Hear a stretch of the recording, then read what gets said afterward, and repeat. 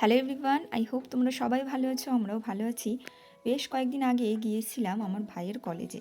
সেখানে গিয়ে ওদের কলেজ ক্যাম্পাসটা দেখে এতটাই ভালো লাগলো, ভাবলাম তোমাদের সাথেও একটুখানি শেয়ার করা যাক। আমার মনে হয় ইট পাথর দিয়ে তৈরি এই কলেজগুলো শুধুমাত্র কলেজ নয়, প্রত্যেকটা ছেলে মেয়ের হাজারো স্বপ্নের আঁতুড় ঘর, যেখানে প্রত্যেকটা সকাল শুরু হয় নতুন কোনো লক্ষ্য নিয়ে। আর কলেজ ক্যাম্পাসের ওই চেনা পথগুলো কত শত আড্ডা আর ক্লান্ত বিকেলের সাক্ষী থেকে যায়। তবে এই সবুজের মাঝে মন হারিয়ে ফেলাটা খুবই স্বাভাবিক। এই কলেজগুলো আমাদের শুধুমাত্র কি ডিগ্রি দেয়? না, ডিগ্রি দেওয়ার সাথে সাথে সুন্দর একটা ভবিষ্যৎটাও তৈরি করে দেয়। তারপর এদিক ওদিক তাকাতে গিয়ে চোখ পড়ল এই সবুজ পাতার ওপরে বসে থাকা ওই প্রজাপতির দিকে। আমার মনে হয় প্রজাপতিটাও এখন আমাদের মতো চুপচাপ বসে ক্লাসে মন দিয়েছে। তবে ক্লাস শেষে কি আমরা আর বসে থাকি ঘরে? আমরাও তো ঘুরে বেড়াই চারিদিকে, ঠিক ওই রকমই করছে।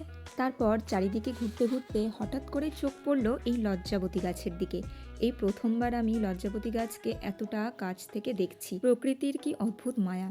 আঙুলের ছোঁয়ায় যেমন এই লজ্জাবতী পাতাগুলো নিজেদের গুটিয়ে নেয়, ঠিক তেমনই তো এই কলেজ ক্যাম্পাসের প্রত্যেকটা কোণ আমাদের অনুভূতির সঙ্গে মিশে আছে।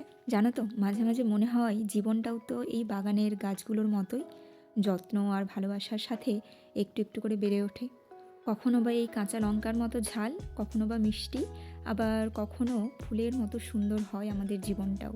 আচ্ছা, ভিডিওতে তোমরা যেই কাঁচা লঙ্কা দেখতে পাচ্ছ, কাঁচা লঙ্কার গাছটা, সেটা আমি ভাইয়ের কাছ থেকে জানতে পেরেছি এই কলেজেরই কিছু ছেলেমেয়েরা এই গাছটা লাগিয়েছিল।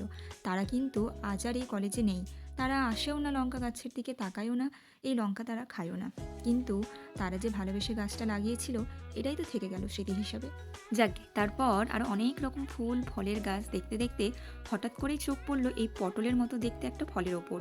আমি কিন্তু ঠিক জানি না এটা কী ফল, তোমরা জানলে অবশ্যই আমাকে লিখে জানাবে। চলো, এরই মধ্যে ছুটির ঘন্টাটা মনে হয় বেজে উঠেছে, তাই তো ভাইকে দেখলাম দিন শেষে কাঁধে ব্যাগ নিয়ে বাড়ির পথে এইবার হাঁটা দিয়েছে।